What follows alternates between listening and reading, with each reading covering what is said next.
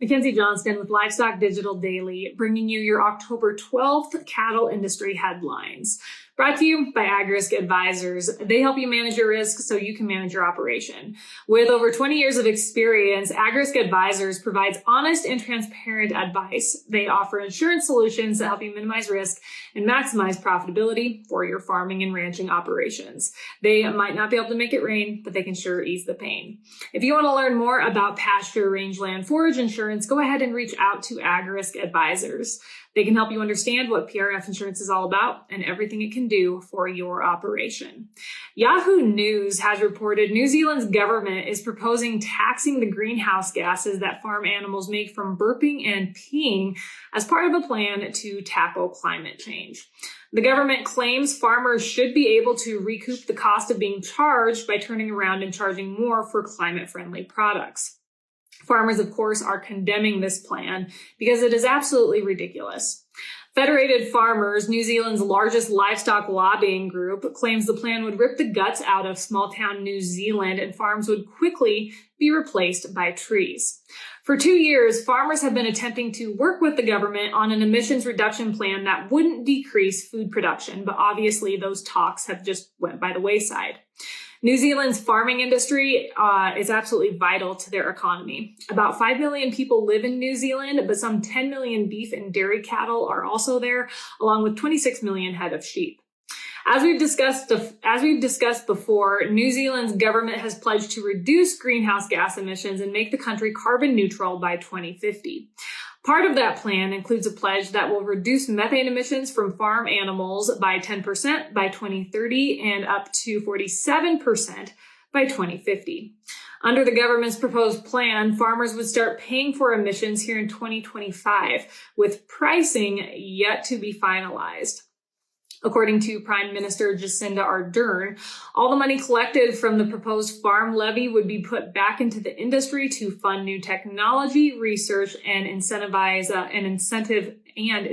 payments for farmers. Back in 2003, the government attempted a similar proposal. However, it was eventually abandoned due to little support. And I would expect the same thing to happen with this proposal. As I stated a minute ago, it is absolutely ridiculous. We have seen New Zealand come forward in recent months trying to downsize their ag industry. The long and short of it, they just do not want ag in the country. They feel that ag is the problem when it comes to climate change.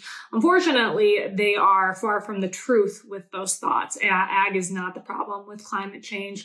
But these folks also, they do not understand where their food comes from. They want to do away with their ag industry or downsize it.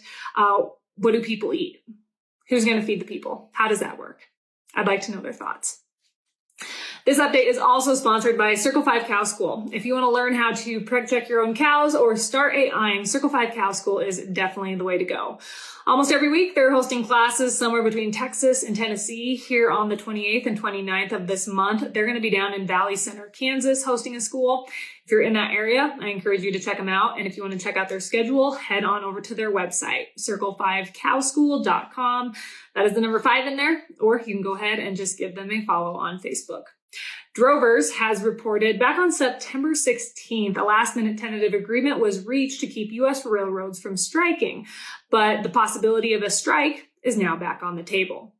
Earlier this week, the third largest railroad union, Brotherhood of Maintenance of Way Employees Division Union, rejected a tentative labor agreement.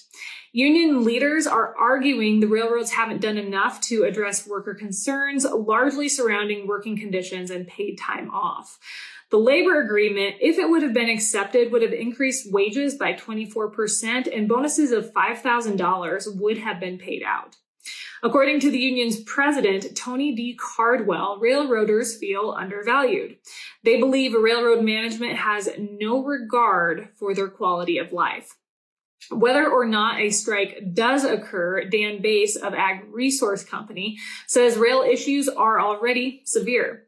And now that we have backlogs on the nation's rivers due to low river levels, there will be even more emphasis placed on rail at a time when transportation logistics have been dubbed a nightmare. Even though only one rail union rejected the tentative agreement, all 12 unions, which represent 115,000 workers, must ratify their contracts to prevent a strike. A rail strike would obviously have a devastating economic impact on agriculture. If the railroad comes to a halt, it is awfully hard to get things rolling again.